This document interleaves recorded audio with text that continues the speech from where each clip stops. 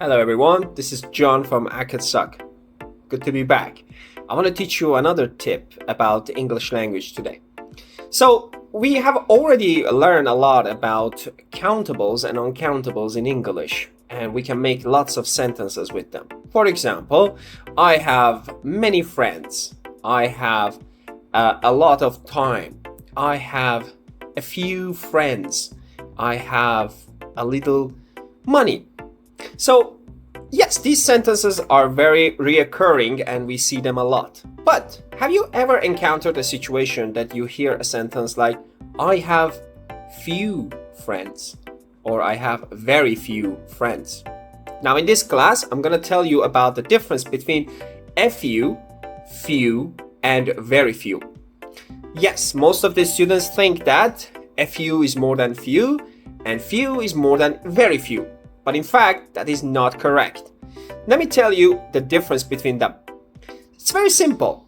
Imagine I have a classroom with 5 seats, 5 chairs. And in this classroom, I'm going to have 4 students.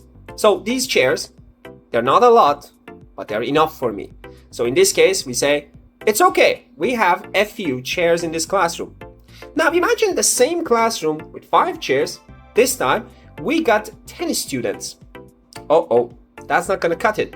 So we're gonna say, we have few chairs, which is something negative. So it's bad. And imagine, with 5 chairs, I'm going to welcome 20 students in one class. That's not enough at all. In that case, I'm gonna say, I have very few chairs.